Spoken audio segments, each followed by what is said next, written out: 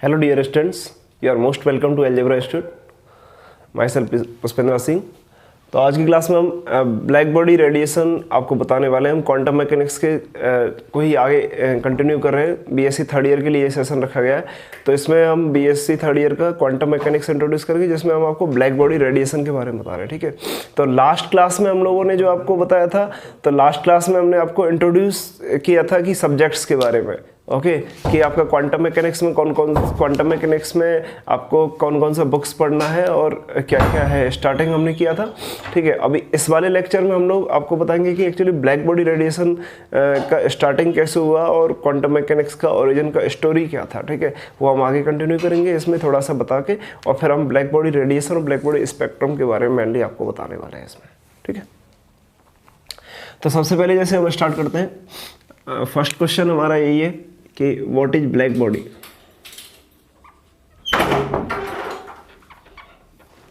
Black body, okay, तो जैसे topic का नाम है ब्लैक बॉडी रेडिएशन।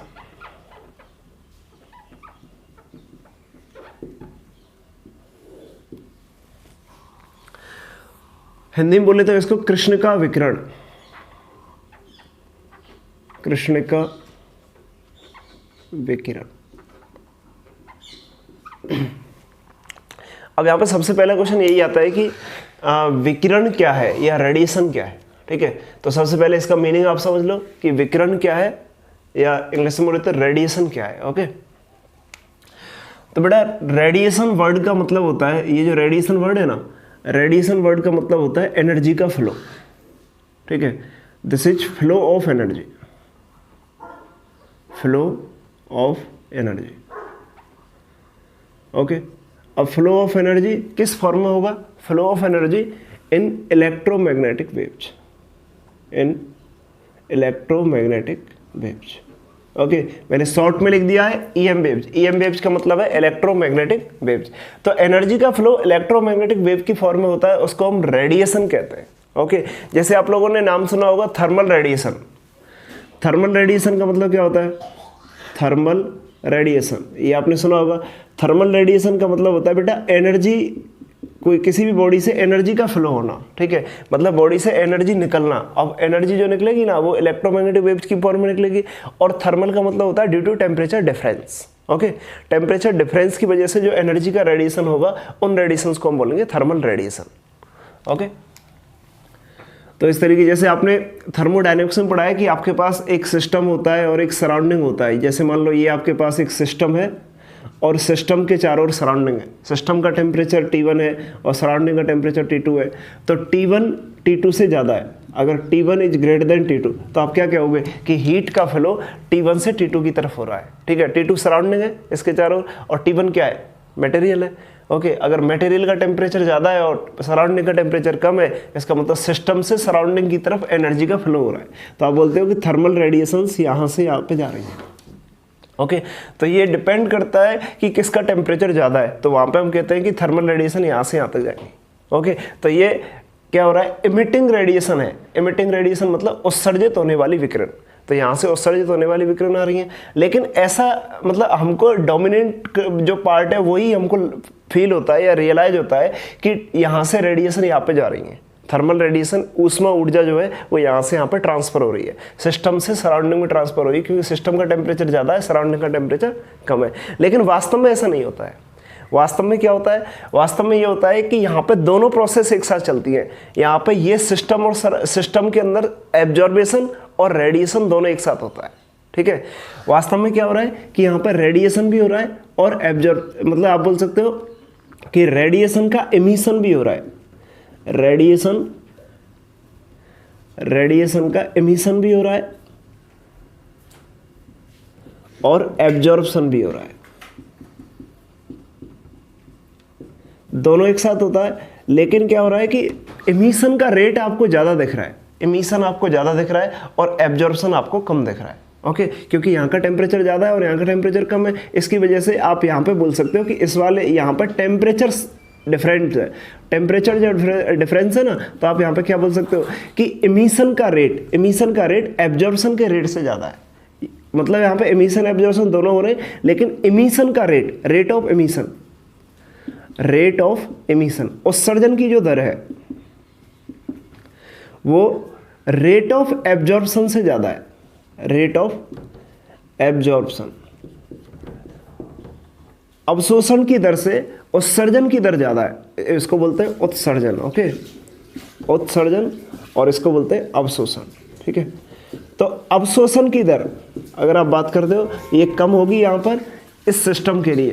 ओके, तो सिस्टम के लिए अवशोषण कम है, उत्सर्जन ज़्यादा है, इसलिए आपको डोमिनेंट वाला पार्ट दिख रहा है कि यहाँ से रेडिएशन का एमिशन हो रहा है। ओके, लेकिन वास्तव में दोनों घटनाएं ही एक साथ होती है। ठीक है, अब बात करते हैं, जैसे मान लो टेम्परेचर सेम हो जाए, जैसे ये आपका सिस्टम है और सिस्टम के चारों ओर क्या है, ये सराउंडिंग है, ये चारों ओर सराउंडिंग है, तो इस तरीके से सराउंडिंग को मैं ऐसे रिप्रेजेंट कर रहा हूँ, मान लो ये सराउंडिंग है, तो क्या हो रहा है कि अगर सिस्टम और सराउंडिंग दोनों का टेम्परेचर सेम हो जाए, जैसे मान लो सिस्टम का टेम्परेचर आपने T1 ले लिया, सराउंडिंग का टेम्परेचर T2 ले लिया, और जब सिस्टम और सराउंडिंग का टेम्परेचर जब सेम हो जाएगा, मतलब आप बोल दो कि पहले ये सिस्टम जो है वो ज़्यादा गर्म था, पहले ज़्यादा हीट था, तो हीट रेडिएशन यहाँ से यहाँ पर जा रही थी, लेकिन अभी क्या हुआ, धीरे धीरे जैसे हीट का फ्लो होता गया, उसके बाद क्या हुआ, दोनों का टेम्परेचर लगभग बराबर हो जाएगा। ओके, तो पहले टेम्परेचर ज़्यादा था, अभी धीरे धीरे जैसे हीट का फ्लो होता जाएगा सिस्टम से सराउंडिंग की तरफ, तो सराउंडिंग गर्म होने लगेगा और सिस्टम ठंडा होने लगेगा। तो इस तरीके से एक टाइम ऐसा आएगा जिस पर टेम्परेचर ज़्यादा हो जाएगा, बराबर हो जाएगा। जब टेम्परेचर बराबर हो जाएगा तो उस वाले केस को कहोगे आप थर्मल इक्विलिब्रियम, कि इस वाले केस में आपका थर्मल इक्विलिब्रियम एस्टेब्लिश हो जाएगा। थर्मल इक्विलिब्रियम, थर्मल इक्विलिब्रियम का मतलब होता है ऊष्मीय साम्यावस्था, ऊष्मीय साम्यावस्था। और बेटा जब ऊष्मीय साम्यावस्था हो जाएगी ना, तो उस टाइम पे आप क्या कहोगे, ना तो एनर्जी का फ्लो यहाँ से यहाँ पे हो रहा और ना एनर्जी का फ्लो यहाँ से यहाँ पे हो रहा, मतलब कोई भी रेडिएशंस का फ्लो इधर से सिस्टम से सराउंडिंग में नहीं होगा। जब टेम्परेचर सेम हो जाएगा तो इसका मतलब ना तो एनर्जी यहाँ से यहाँ तक जाएगी, लेकिन ना यहाँ से यहाँ तक जाएगी।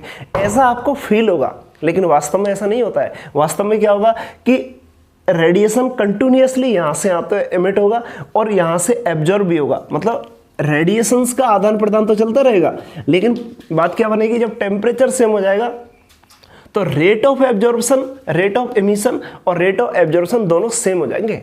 मतलब कहने का क्या है कि रेट ऑफ एमिशन इस वाले केस में जब थर्मल इक्विलिब्रियम एस्टेब्लिश हो जाएगा, तो आप यहाँ पे बोल सकते हो कि इस वाले केस में रेट ऑफ एब्जॉर्प्शन और रेट ऑफ एमिशन, देखो हम शॉर्ट में लिख देते हैं कि rate of absorption is equal to rate of emission. A को आप समझ लो रेट ऑफ एब्जॉर्प्शन और ई को समझ लो रेट ऑफ एमिशन, दोनों सेम हो जाएगा इस वाले केस में। लेकिन जब टेम्परेचर डिफरेंस ज़्यादा रहेगा तो जिसका टेम्परेचर ज़्यादा है उसका एमिशन रेट ज़्यादा रहेगा और जिसका टेम्परेचर कम है उसका एब्जॉर्प्शन रेट ज़्यादा रहेगा। मतलब एमिशन रेट जो रहेगा इस सिस्टम के लिए अगर बात करें, इस सिस्टम का एमिशन रेट मतलब उत्सर्जन की क्षमता एब्जॉर्प्शन क्षमता से ज़्यादा रहेगी जब इसका टेम्परेचर ज़्यादा है। लेकिन जब टेम्परेचर इक्वल हो जाएगा दोनों का तो दोनों सेम हो जाएंगे, जितना एब्जॉर्ब होगा उतना ही एमिट होगा। तो दोनों सेम एनर्जी जितनी एमिट होगी उतनी ही एब्जॉर्ब होगी, मतलब सेम रेट से चलेंगे। जब सेम रेट से कहेंगे तो थर्मल इक्विलिब्रियम एस्टेब्लिश हो जाएगा। तो आपने इस पॉइंट से आप एक नोट आउट करो, ये नोट आपको करना है कि एक्चुअली रेडिएशंस का एमिशन और एब्जॉर्प्शन किसी भी बॉडी से या किसी सिस्टम से लगातार होता रहता है। ओके, लेकिन थर्मल जब हम ये बोलते हैं कि रेडिएशन ज़्यादा हो रहा है तो रेडिएशन जब एमिट ज़्यादा हो रहा है तो एमिशन की दर ज़्यादा होती है और एब्जॉर्प्शन की दर कम होती है। ओके, और जब क्योंकि वहाँ पर टेम्परेचर डिफरेंस की वजह से ऐसा होता है, लेकिन जब टेम्परेचर सेम होगा तो एब्जॉर्प्शन और एमिशन दोनों की रेट सेम होती है। क्लियर है? ऐसा आपने थर्मोडायनेमिक्स में इस तरीके से देखा है कि थर्मल रेडिएशन ये सब होती है। ओके, अभी हम बात करते हैं, अब देखो ये जो ऊष्मा क्या है, ऊर्जा के रूप में, एनर्जी के रूप में इस बॉडी से इस बॉडी में, मतलब आप बोल सकते हैं सिस्टम से सराउंडिंग में ऊष्मा का फ्लो हो रहा है या ऊर्जा का फ्लो हो रहा है। अब क्वेश्चन ये आता है ऊष्मा का या ऊर्जा का फ्लो किस फॉर्म में होता है, तो किस फॉर्म में होता है, वो होता है बेटा इलेक्ट्रोमैग्नेटिक वेव्स की फॉर्म में। ठीक है, ये होता है इलेक्ट्रोमैग्नेटिक वेव्स की फॉर्म में। अब बात करते हैं हम इलेक्ट्रोमैग्नेटिक वेव्स क्या होती हैं। तो आपने जैसे बीएससी फर्स्ट ईयर में आप लोगों ने इलेक्ट्रोमैग्नेटिक वेव्स के बारे में तो सुना है कि वो ऐसी वेव्स या ऐसी तरंगें जिनके लिए किसी माध्यम की आवश्यकता नहीं होती है, वो माध्यम में भी प्रोपेगेट कर सकती हैं, वैक्यूम में भी प्रोपेगेट कर सकती हैं, हर जगह प्रोपेगेट कर सकती हैं, हर जगह उसका संचरण हो सकता है। वो इलेक्ट्रोमैग्नेटिक वेव्स होती हैं जिसमें इलेक्ट्रिक फील्ड, ई का मतलब है इलेक्ट्रिक फील्ड, एम का मतलब है मैग्नेटिक फील्ड, जिसमें इलेक्ट्रिक फील्ड और मैग्नेटिक फील्ड एक दूसरे के लंबवत एक दूसरे के लंबवत ऑसिलेट करते रहते हैं, ठीक है। और जिसमें इलेक्ट्रिक फील्ड और मैग्नेटिक फील्ड एक दूसरे के लंबवत तो होते ही होते हैं, लेकिन तरंग संचरण की दिशा के भी लंबवत होते हैं। मतलब आप ये बोल सकते हो कि अगर इधर को इलेक्ट्रिक फील्ड, इधर को वेव का डायरेक्शन है, इधर को वेव संचरित हो रही है, तो इलेक्ट्रिक फील्ड का ऑसिलेशन अगर इस डायरेक्शन में होगा, इसको आप एक्स मान लो, तो वाई डायरेक्शन में इलेक्ट्रिक फील्ड का ऑसिलेशन होगा ना, तो जेड डायरेक्शन में किसका ऑसिलेशन होगा, मैग्नेटिक फील्ड का। तो मैग्नेटिक फील्ड का ऑसिलेशन जेड डायरेक्शन होगा। तो इसका मतलब ये इलेक्ट्रिक फील्ड हो गया, ये मैग्नेटिक फील्ड हो गया, और ये तरंग संचरण की दिशा हो गई। तरंग संचरण की दिशा को हमेशा के कैप से रिप्रेजेंट करते हैं या के वेक्टर से। इसका मतलब ये संचरण सदिश होता है। ओके, तो यहाँ पर हम दिखाते हैं कि इलेक्ट्रिक फील्ड के ऑसिलेशंस इस तरीके से होते रहते हैं, मैग्नेटिक फील्ड के ऑसिलेशन जेड डायरेक्शन के पैरेलल इस तरीके से होते रहते हैं। ओके, और दोनों समान कला में होते रहते हैं। ओके, तो इस तरीके से इलेक्ट्रोमैग्नेटिक वेव्स का फ्लो इस डायरेक्शन में हो रहा है, तो इलेक्ट्रिक फील्ड का ऑसिलेशन ऐसे होगा और मैग्नेटिक फील्ड का ऑसिलेशन इस तरीके से होगा। तो दोनों एक दूसरे के लंबवत होते हैं, एक्स वाई जेड तीनों एक दूसरे के लंबवत है। तो यहाँ पे इलेक्ट्रिक फील्ड, मैग्नेटिक फील्ड और के वेक्टर तीनों एक दूसरे के लंबवत होते हैं, ठीक है। अभी देखो, अभी इलेक्ट्रोमैग्नेटिक वेव्स कितने टाइप की होती हैं, ठीक है। इलेक्ट्रोमैग्नेटिक वेव्स जो हैं वो कितने टाइप की होते हैं, तो आप लोगों ने बीएससी फर्स्ट ईयर में पढ़ लिया है कि इलेक्ट्रोमैग्नेटिक वेव्स 7 टाइप्स की होती हैं। ओके, तो यहाँ पे 7 टाइप्स की इलेक्ट्रोमैग्नेटिक वेव्स हैं। जैसे हम लिस्ट करें अगर उनको, तो ये जैसे देखो, फर्स्ट टाइप है radio waves, radio waves. Okay, दूसरा है माइक्रोवेव्स। ओके, दूसरा माइक्रोवेव। तीसरा है इंफ्रारेड, इंफ्रारेड,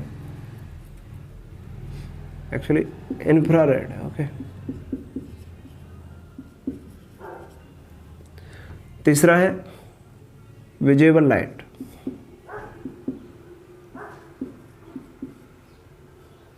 विजिबल लाइट। अगला है अल्ट्रा वायलेट, अल्ट्रा वायलेट, ठीक है। अगला है इंफ्रारेड, ओके, अल्ट्रा वायलेट। अगला है एक्स रेज, ओके। अगला है गामा रेज। ओके, तो इस तरीके से 7 आप बोल सकते हो कि 7 टाइप्स की इलेक्ट्रोमैग्नेटिक वेव्स होती हैं, ठीक है। सबसे पहले radio waves, microwave, infrared, visible light, ultraviolet, X rays, gamma rays. Okay, ये 7 वेव्स होती हैं। अब देखो, मैंने इसको एक ऑर्डर में, एक फिक्स ऑर्डर में अरेंज किया। मुझे इस तरीके से याद है कि पहले रेडियो वेव से आप स्टार्ट करो, फिर माइक्रोवेव पे, फिर इंफ्रारेड पे, फिर विजिबल लाइट और ultraviolet, X rays, gamma rays. Okay, इस तरीके से आप लिख सकते हो। अभी देखो, एक्चुअली क्या होता है कि अगर आप इसको, ये मैंने एक ऑर्डर में सेट किया है, एक ऑर्डर में किसके में। अब वेव्स में क्या चीज़ होती है, वेव में क्या होता है, वेव में एक तो होता है फ्रीक्वेंसी और एक होता है वेवलेंथ। वेव में 2 चीज़ होती हैं, इलेक्ट्रोमैग्नेटिक जैसे वेव है कोई भी, तो वेव में 2 चीज़ होती हैं, एक होता है फ्रीक्वेंसी, ठीक है, फ्रीक्वेंसी, ओके, और एक होता है वेवलेंथ। तो वेवलेंथ और फ्रीक्वेंसी ये 2 चीज़ होती हैं। तो वेवलेंथ और फ्रीक्वेंसी जो होती है, फ्रीक्वेंसी को जैसे मान लो मैं न्यू से डिनोट कर देता हूँ और वेवलेंथ को लैम्बडा से डिनोट कर देता हूँ। तो इलेक्ट्रोमैग्नेटिक वेव्स के लिए न्यू और लैम्बडा में क्या रिलेशन होता है, new is inversely proportional to होता है लैम्बडा, या आप बोल सकते हैं new is equal to C upon lambda, nu is equal to C upon lambda. जहाँ पर सी क्या है, सी is the velocity of light, C is the velocity of light, velocity of light, ठीक है, या इलेक्ट्रोमैग्नेटिक वेव्स की वेलोसिटी होती है 3 लाख किलोमीटर पर सेकंड। तो आप यहाँ पे क्या देख रहे हो कि nu is inversely proportional to lambda, nu is inversely proportional to lambda होता है। ऑलराइट, तो हमने क्या किया है कि इलेक्ट्रोमैग्नेटिक वेव में 2 चीज़ होती हैं, फ्रीक्वेंसी या वेवलेंथ। तो हमने क्या किया है, इन वेव्स को, ये जो इलेक्ट्रोमैग्नेटिक वेव्स है, इनको फ्रीक्वेंसी के ऑर्डर में या वेवलेंथ के ऑर्डर में इस तरीके से सेट कर दिया है कि फ्रीक्वेंसी के बढ़ते हुए क्रम में मैंने इसको व्यवस्थित किया। अगर मैं नीचे से देखता हूँ तो नीचे से ऊपर जाने में फ्रीक्वेंसी बढ़ेगी, मतलब गामा रेज जो होती हैं वो सबसे ज़्यादा शक्तिशाली होती हैं, मतलब आप बोल सकते हैं सबसे ज़्यादा स्ट्रॉन्ग होती हैं, ये सबसे ज़्यादा पेनिट्रेशन होता है इनका। तो इसका मतलब गामा रेज की एनर्जी सबसे ज़्यादा होती है, और जब गामा रेज की एनर्जी सबसे ज़्यादा होती है ना, तो इसका मतलब इसकी फ्रीक्वेंसी भी सबसे ज़्यादा होती है। तो गामा रेज का फ्रीक्वेंसी सबसे ज़्यादा होगा। ओके, तो मैंने फ्रीक्वेंसी के बढ़ते हुए क्रम में, फ्रीक्वेंसी होता है बेटा आवृत्ति, ठीक है, फ्रीक्वेंसी का मतलब क्या होता है, आवृत्ति। आवृत्ति और वेवलेंथ, वेवलेंथ का मतलब होता है तरंग दैर्ध्य। ओके, तरंग दैर्ध्य। तो मैंने अगर इसको तरंग दैर्ध्य के बढ़ते हुए क्रम में या वेवलेंथ के बढ़ते हुए क्रम में या आवृत्ति के बढ़ते हुए या घटते हुए क्रम में अगर मैं इसको व्यवस्थित करता हूँ तो ये मेरे इलेक्ट्रोमैग्नेटिक वेव्स का स्पेक्ट्रा मिल जाता है। ठीक है, तो अभी देखो यहाँ पर हम क्या बोल रहे हैं, अगर मान लो ये हमने आवृत्ति ले लिया, आवृत्ति ले लिया, तो यहाँ पे आवृत्ति क्या होगी, गामा रेज की आवृत्ति मैक्सिमम होती है, तो यहाँ पर न्यू का वैल्यू मैक्सिमम होगा, न्यू मैक्स, और यहाँ पर न्यू का वैल्यू क्या होगा, न्यू मिनिमम, तो यहाँ पर न्यू का वैल्यू मिनिमम होगा, क्योंकि आवृत्ति मिनिमम है और इसकी आवृत्ति क्या होगी, ऊपर बढ़ते हैं, मैक्सिमम होगी। तो ये मैंने इस तरीके से ऑर्डर में अरेंज किया है। अभी देखो अगर आप नीचे से ऊपर जा रहे हो तो आपको क्या मिलेगा, आवृत्ति का बढ़ता हुआ क्रम, ठीक है, इंक्रीजिंग ऑर्डर, इंक्रीजिंग। ओके, तो आवृत्ति इस तरीके से बढ़ रही है। ओके, अभी देखो अगर मैं लैम्बडा की बात करूं तो आप लोग क्या जानते हैं वेवलेंथ के बारे में, कि जिस तरीके से आवृत्ति इन्वर्सली प्रोपोर्शनल टू लैम्बडा, जहाँ पर न्यू मैक्सिमम होगा वहाँ पर लैम्बडा मिनिमम होगा। ठीक है, तो जहाँ पर न्यू मैक्सिमम है वहाँ पर लैम्बडा क्या होगा, न्यू मैक्स है तो वहाँ पर लैम्बडा मिनिमम होगा, लैम्बडा माइन हो गया, और जहाँ पर न्यू मिनिमम है वहाँ पर लैम्बडा क्या होगा, मैक्स होगा, तो यहाँ पर लैम्बडा मैक्स हो गया। तो इसका मतलब अगर आप ऊपर से नीचे आते हो तो आपको क्या मिलेगा, अब लैम्बडा का बढ़ता हुआ क्रम मिलेगा। ठीक है, लैम्बडा का बढ़ता हुआ क्रम, इंक्रीजिंग ऑर्डर, इंक्रीजिंग ऑर्डर का मतलब होता है बढ़ता हुआ क्रम।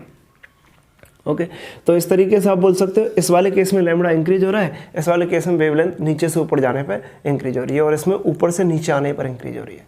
ऑलराइट, तो इस तरीके से हमने आपको क्या बताया कि इलेक्ट्रोमैग्नेटिक वेव्स को, ये इलेक्ट्रोमैग्नेटिक वेव्स हैं आपके पास 7, तो 7 इलेक्ट्रोमैग्नेटिक वेव्स को आप आवृत्ति के बढ़ते हुए क्रम में व्यवस्थित करो, या तरंग दैर्ध्य के बढ़ते हुए क्रम में व्यवस्थित करो, या तरंग दैर्ध्य के घटते हुए क्रम में व्यवस्थित करो। मतलब आप कंटिन्यूसली उनको बढ़ते हुए क्रम में या घटते हुए क्रम में अगर आप व्यवस्थित करते हैं ना एक ऑर्डर तरीके से, तो जब आप एक ऑर्डर में अरेंज करते हो उसको, या तो वेवलेंथ के ऑर्डर में अरेंज करो, या फिर तरंग दैर्ध्य के ऑर्डर में, मतलब तरंग दैर्ध्य के ऑर्डर में अरेंज करो, या आवृत्ति के ऑर्डर में अरेंज करो। तो जब आप आवृत्ति या तरंग दैर्ध्य के ऑर्डर में उसको अरेंज करोगे ना, तो आपको क्या मिलेगा, इलेक्ट्रोमैग्नेटिक वेव्स का स्पेक्ट्रम मिलेगा। ठीक है, तो स्पेक्ट्रा का मतलब क्या होता है, स्पेक्ट्रम, स्पेक्ट्रम का मतलब होता है, जैसे आपने फर्स्ट ईयर में पढ़ा होगा स्पेक्ट्रम, स्पेक्ट्रम का मतलब होता है बेटा वर्णक्रम, हिंदी में बोले तो वर्णक्रम का मतलब होता है कि आवृत्ति या तरंग दैर्ध्य के एक क्रम में इलेक्ट्रोमैग्नेटिक वेव्स को व्यवस्थित करना। आवृत्ति या तरंग दैर्ध्य, आवृत्ति या तरंग दैर्ध्य के एक निश्चित क्रम में, बढ़ते हुए क्रम में या घटते हुए क्रम में, के बढ़ते हुए या घटते हुए, ऐसे बोल दो, बढ़ते हुए या घटते हुए, घटते हुए क्रम में इलेक्ट्रोमैग्नेटिक वेव्स को व्यवस्थित करना।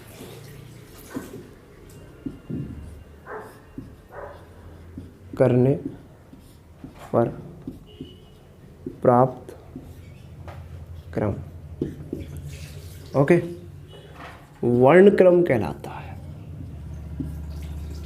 वर्णक्रम कहलाता है।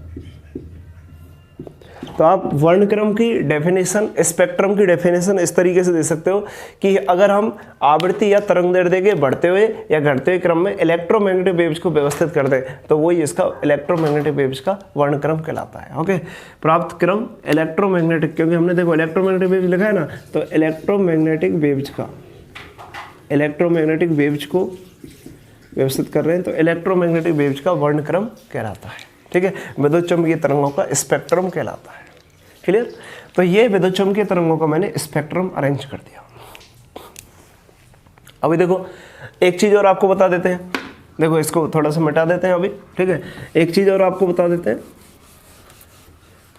कि विजिबल लाइट जो है ना, विजिबल लाइट को आप इस तरीके से बता सकते हो कि विजिबल लाइट 7 कलरों से मिलकर बना हुआ था। तो देखो इस स्पेक्ट्रम में आप कैसे अरेंज कर सकते हो उसको कि यहाँ पे कौन सा आएगा और यहाँ कौन सा आएगा। विजिबल लाइट में 7 कलर्स होते हैं, तो सबसे ऊपर कौन सा आएगा, सबसे नीचे। देखो यहाँ पे क्या है, अल्ट्रावायलेट है ना, तो अल्ट्रावायलेट के जस्ट नीचे वाला जो आएगा वो वॉलेट लाइट आएगा।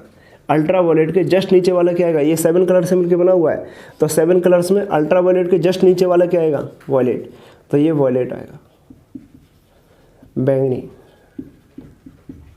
ठीक है। और इंफ्रारेड के जस्ट ऊपर क्या आएगा, रेड आएगा, तो इंफ्रारेड के जस्ट ऊपर रेड, ओके, मतलब लाल कलर, ऑलराइट। तो बाकी सभी कलर्स जो आएंगे वो इसके बिटवीन में आएंगे, ओके। जैसा कि आपने विबग्योर नाम सुना है, तो विबग्योर, ओके। तो अगर मैं इसको इस तरीके से बढ़ा के लिखता हूँ तो 7 कलर्स इसी के बिटवीन में आते हैं सारे, ऑलराइट। 3, 3, 6 और एक 7, तो सभी 7 कलर्स इसी के बिटवीन में आएंगे, ठीक है। यहाँ पर वॉयलेट, ठीक है, V I indigo, blue, green, yellow, orange and red, alright. तो इस तरीके से ये 7 कलर्स का स्पेक्ट्रा होता है विजिबल लाइट का खुद का, ठीक है, जिसमें VIBGYOR, wallet, Indigo, blue, green, yellow, orange और रेड, इस तरीके से ये सारे कलर्स इसमें एस्टेब्लिश होते हैं, ऑलराइट। तो ये आपका हो गया बेटा इलेक्ट्रो एंड रेडिएशन का मतलब मैंने आपको बता दिया। रेडिएशन का मतलब है flow of energy in electromagnetic waves, और इलेक्ट्रोमैग्नेटिक वेव्स का मतलब क्या होता है, जिसमें इलेक्ट्रिक फील्ड और मैग्नेटिक फील्ड एक दूसरे के लंबवत होते हैं, ठीक है, और तरंग संचरण की दिशा के भी लंबवत होते हैं, ऑलराइट। और जहाँ पे इलेक्ट्रिक फील्ड मैग्नेटिक फील्ड को जनरेट करता है, ये टाइम डिपेंडेंट होता है, ठीक है। जब आप इलेक्ट्रोमैग्नेटिक थ्योरी पढ़ोगे ना, वहाँ पे इलेक्ट्रोमैग्नेटिक वेव जब पढ़ोगे, या फिर आप वेव एंड ऑप्टिक्स में भी लास्ट वाला टॉपिक है उसी में इलेक्ट्रोमैग्नेटिक वेव दे रखा है, वही पढ़ोगे, तो वहाँ पे भी क्या बोल रहा है कि इलेक्ट्रिक फील्ड और मैग्नेटिक फील्ड एक दूसरे को जनरेट करते हैं, ओके, दोनों टाइम डिपेंडेंट होते हैं। तो इसमें electric field magnetic field generate करता जाता है, magnetic field electric field generate करता जाता है। तो इस तरीके से इलेक्ट्रिक फील्ड इलेक्ट्रोमैग्नेटिक वेव्स का संचरण होता रहता है लगातार, ओके। वेव्स है तो वेव्स में 2 चीज़ आती हैं, फ्रीक्वेंसी और वेवलेंथ। तो जब आप इनको फ्रीक्वेंसी के बढ़ते हुए क्रम में और या वेवलेंथ के घटते हुए क्रम में, या फिर बोल दो इसके बढ़ते हुए में इसके घटते हुए में, तो कैसे भी आप लगातार एक क्रम में अरेंज करते हो ना, तो आपको एक स्पेक्ट्रा मिलता है। और अगर इसमें भी देखें तो इसमें भी एक स्पेक्ट्रा मिलेगा विजिबल लाइट का। अब आप बोल सकते हो ना, देखो आप वेवलेंथ का यहाँ से लैम्बडा मैक्सिमम है और यहाँ पर लैम्बडा मिनिमम है, तो इसका मतलब नीचे वाले का मैक्स है, ऊपर वाले का माइन है। अगर यहाँ पर भी चेंज करते हो, चेक करते हो, तो यहाँ पर रेड का जो वेवलेंथ होगा वो लैम्बडा मैक्स होगा, लैम्बडा मैक्सिमम होगा, तो इसका लैम्बडा अधिकतम होगा तरंग दैर्ध्य। और यहाँ पे वॉयलेट के लिए अगर चेक करते हो ना, तो यहाँ पे लैम्बडा क्या होगा, इसके लिए मिनिमम होगा, बहुत कम होगा, ठीक है। तो रेड का मैक्सिमम होता है और इसका मिनिमम होता है, ऑलराइट। और अगर फ्रीक्वेंसी बात करें तो फ्रीक्वेंसी यहाँ पे मिनिमम होगी और यहाँ पे फ्रीक्वेंसी क्या होगी, मैक्सिमम होगी, ओके। और आप जानते हो विजिबल लाइट के लिए जो रेंज होती है वो 3800 से 7800 एंगस्ट्रॉम होती है, ओके। 3800 एंगस्ट्रॉम से, ओके, जैसे मिनिमम ये है ना, तो 3800 एंगस्ट्रॉम ये आएगा, 3800 एंगस्ट्रॉम से 7800 एंगस्ट्रॉम के बीच में होती है, 7800 एंगस्ट्रॉम, ठीक है। तो ये वेवलेंथ का रेंज होता है विजिबल लाइट के लिए, ओके। बेटा 1 एंगस्ट्रॉम का मतलब मीटर में क्या होता है, 10⁻⁻10 मीटर, ओके। तो इस तरीके से भी आप इसको लिख सकते हो कि विजिबल लाइट के लिए जो रेंज होती है ना, वो 3800 एंगस्ट्रॉम, ऐसे लिख रहे हो ना आप, इसे 7800 एंगस्ट्रॉम, और या आप इसको ऐसे लिख दो 380 नैनोमीटर से जो होता है रेंज इसका, वो 780 नैनोमीटर होता है, ठीक है। 1 नैनोमीटर इज इक्वल टू होता है 10⁻⁹ मीटर, ऑलराइट। तो ये दोनों आप याद रखो। और विजिबल लाइट का जो रेंज है वो ये है, ओके। तो इस तरीके से, तो ये आपका आ गया इस तरीके से कि आप स्पेक्ट्रम में आप रेडिएशन स्पेक्ट्रम को इस तरीके से व्यवस्थित कर दिए। अब देखो इससे आगे अगर हम बात करें तो हम आपको ब्लैक बॉडी का डेफिनेशन बता देते हैं अभी, ठीक है। रेडिएशन का मतलब हमने आपको बता दिया, अब ब्लैक बॉडी का मतलब क्या होता है। बेटा ब्लैक बॉडी का मतलब होता है ऐसी बॉडी या ऐसी वस्तु जो सभी विकिरणों का अवशोषण कर सकती है, मतलब आइडियली डेफिनेशन है ये, ऐसा नहीं है कि वस्तुएं सभी विकिरणों का अवशोषण कर सकती हैं, ऐसा नहीं होता है। देखो अगर किसी भी बॉडी के ऊपर, जैसे मान लो ये कोई भी बॉडी हो गया, तो इस बॉडी के ऊपर या कोई भी वस्तु है, इस वस्तु पर अगर कुछ रेडिएशंस अगर इस तरीके से डाली जाती है ना, तो कुछ रेडिएशंस इस तरीके से डाले जाएंगे, तो ये कुछ पार्ट्स का ही, इसके कुछ पार्ट्स का ही मतलब एब्जॉर्प्शन करेगा, अवशोषण करेगा, और कुछ पार्ट्स को इसमें से रिफ्लेक्ट कर देगा। तो ये रिफ्लेक्ट भी कर देता है कुछ पार्ट को, तो ये रिफ्लेक्टेड पार्ट हो गया, और कुछ पार्ट को ये एब्जॉर्ब कर लेता है, ओके, और ये इंसिडेंट पार्ट हो गया। तो आपतित होने वाले कुछ पार्ट को रिफ्लेक्टेड कर देगा, कुछ पार्ट को एब्जॉर्ब कर लेगा, ऐसा होता है। वास्तव में सभी को एब्जॉर्ब नहीं करता है, लेकिन आदर्श कृष्णिका की हम डेफिनेशन दे रहे हैं, हम दे रहे हैं ब्लैक बॉडी की आदर्श डेफिनेशन, ओके। तो बाय डेफिनेशन आदर्श कृष्णिका हम बोलते हैं इसको, बाय डेफिनेशन क्या बोलते हैं, आदर्श कृष्णिका, आइडियल ब्लैक बॉडी।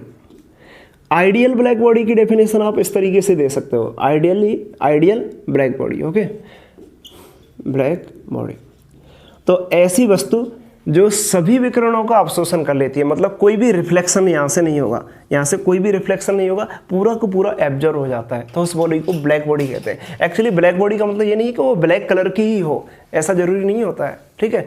तो ब्लैक कलर की जरूरी होना नहीं है, इसका मतलब ये है कि कोई भी वस्तु के अंदर ऐसी क्षमता कि जो सभी रेडिएशंस को एब्जॉर्ब कर ले। मतलब आप किसी भी रेंज की दो, यहाँ से लेके यहाँ तक किसी भी रेंज की फ्रीक्वेंसी दो और किसी भी रेंज की आप वेवलेंथ दो, सभी अगर जो भी वेवलेंथ की इलेक्ट्रोमैग्नेटिक वेव या जिस भी फ्रीक्वेंसी की इलेक्ट्रोमैग्नेटिक वेव उस पर इंसिडेंट होगी, वो सबका एब्जॉर्प्शन कर लेगी, रिफ्लेक्शन नहीं करेगी, ओके, रिफ्लेक्शन नहीं करेगी, सबका एब्जॉर्प्शन करेगी। लेकिन आइडियली ही ऐसा पॉसिबल है, रियली में ऐसा पॉसिबल नहीं है, रियली में तो रिफ्लेक्शन भी होता है, ओके।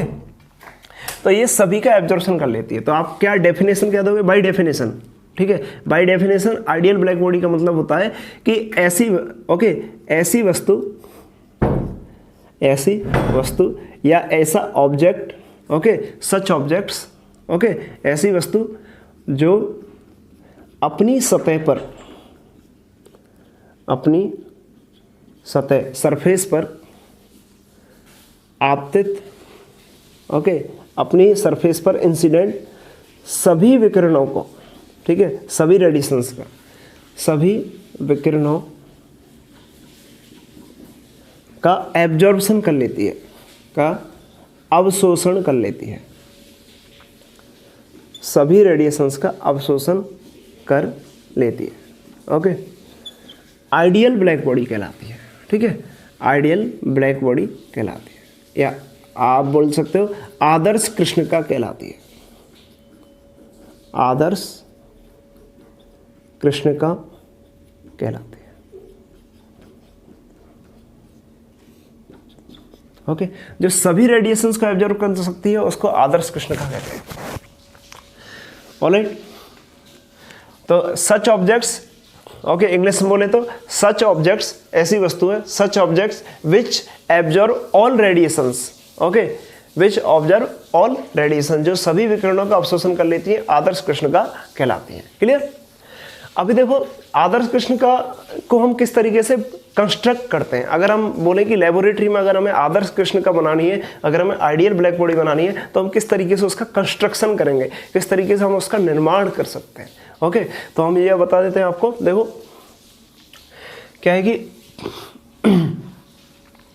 अगर हम इस तरीके से ले लेते हैं, मान लो हमने एक कोई भी एनक्लोजर ले लिया, जैसे मान लो हम आपको बता रहे हैं आदर्श कृष्णिका का निर्माण या construction of ideal black body, construction of ideal black body.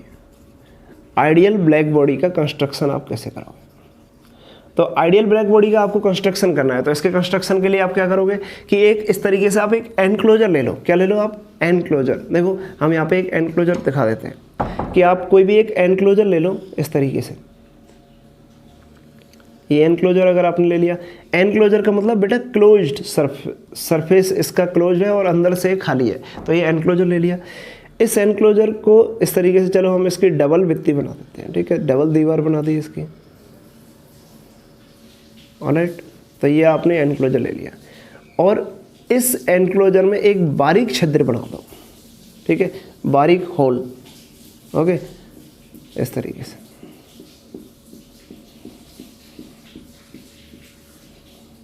Okay, तो इसमें एक बहुत ही बारीक होल है, और भी बारीक बना सकते हैं आप इसको इस तरीके से, ठीक है। अब क्या करो, ये जो आपने सरफेस बनाया ना, ये मेटल का बना हुआ है, कोई भी मेटल का, कोई भी धातु का आपने ये बना लिया, ये एनक्लोजर। अब इस एनक्लोजर में आप रेडिएशन इंसिडेंट कराओ, ठीक है। और ये धातु का है ना, तो ये इस तरीके से है कि इसका जो इंटरनल सरफेस है वो कंप्लीटली रिफ्लेक्टर है, मतलब ये बहुत अच्छे से रिफ्लेक्ट कर सकता है। ओके, तो ये रिफ्लेक्टर सरफेस है इनसाइड वाला। ओके, गुड रिफ्लेक्टिंग सरफेस ये इनसाइड वाला आपने ले लिया इसका। अभी देखो, ये एनक्लोजर आपने बना लिया, कोई भी धातु का पात्र लिया, उस धातु के पात्र को एनक्लोज पात्र आपने ले लिया। जैसे ये अभी आपको सर्कल जैसा दिख रहा है, डिस्क जैसा, लेकिन वास्तव में एक गोला है, कंप्लीट गोला। ओके, जो चारों ओर से ढका हुआ है, ठीक है। तो ये मैं आपको दिखा रहा हूँ यहाँ पे। अब देखो, ये यहाँ पे हमने इसमें एक होल ले लिया। अभी हम क्या करें, अगर इस होल से कोई भी रेडिएशन को हम इंसिडेंट कराते हैं, ठीक है। मान लो यहाँ से कोई भी रेडिएशन इस तरीके से एंटर कर रहा है, और ये रेडिएशन इस तरीके से आ रहा है और इस तरीके से। अब देखो, ऐसा हो सकता है कि बाई चांस मान लो ये इसका शेप तो ऐसा है, अगर दूसरा शेप हो तो ये यहीं से रिफ्लेक्ट हो जाए, तो हम क्या करते हैं, यहाँ पर एक बर्जर लगा देते हैं। मतलब आप कह सकते हो इस सरफेस को थोड़ा सा हम यहाँ पे इस तरीके से उभरा हुआ बना देते हैं। ओके, तो यहाँ पे अगर लाइट रे इस तरीके से इंसिडेंट होगा, जो इलेक्ट्रोमैग्नेटिक वेव है वो इस तरीके से इंसिडेंट होगा, तो वो ऐसे रिफ्लेक्ट हो जाएगा। ओके, ऐसे रिफ्लेक्ट हो गया। फिर यहाँ से ये क्या है, अच्छा रिफ्लेक्टर है, तो यहाँ से क्या होगा, फिर से ये रिफ्लेक्ट होगा, ऐसे ये यहाँ से रिफ्लेक्ट हो जाएगा। फिर से ये यहाँ से ऐसे इस तरीके से इंसिडेंट होगा यहाँ पर, और इंसिडेंट होकर के फिर से यहाँ से ऐसे इसका रिफ्लेक्शन हो सकता है, इस डायरेक्शन में हो गया मान लो। ओके, फिर यहाँ से ये ऐसे रिफ्लेक्ट हो जाता है, यहाँ से इस तरीके से रिफ्लेक्ट हो जाता है। तो इस तरीके से आप क्या बोल रहे हो कि लगातार इसका बार बार रिफ्लेक्शन चलता हुआ रहेगा।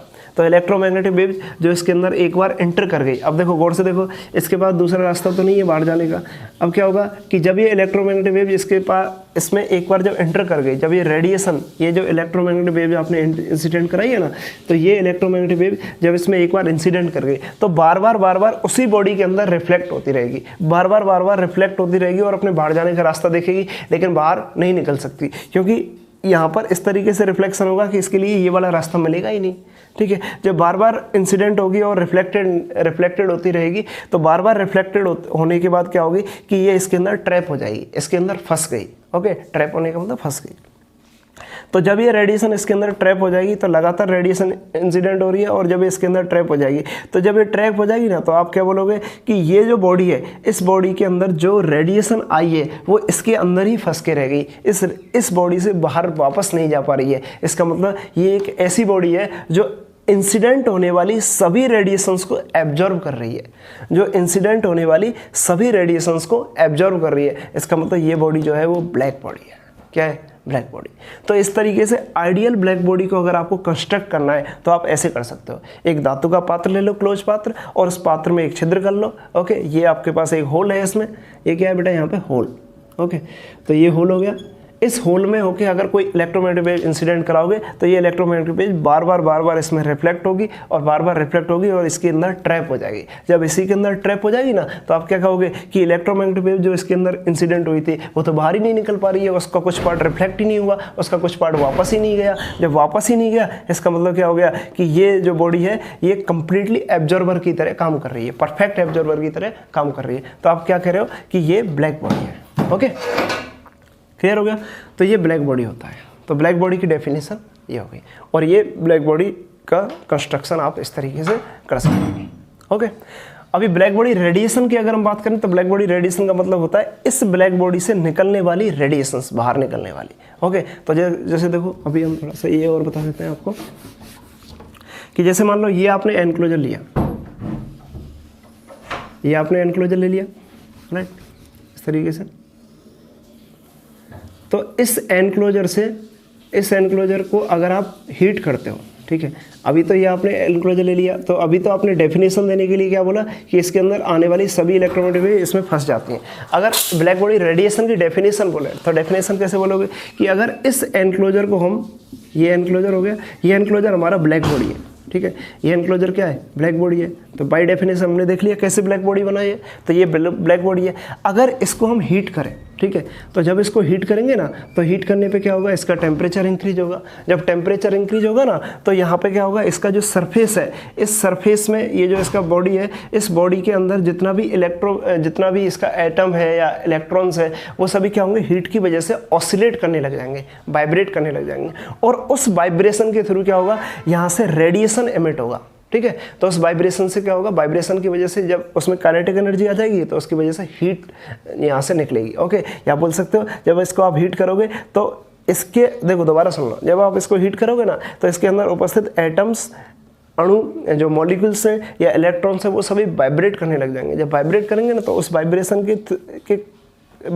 के द्वारा यहाँ से क्या होगी, यहाँ से एनर्जी का इस तरीके से रेडिएशन होगा, मतलब, और ये एनर्जी हीट की वजह से आ रही है, इसका मतलब थर्मल एनर्जी होगी। तो थर्मल एनर्जी यहाँ से बाहर निकलेगी।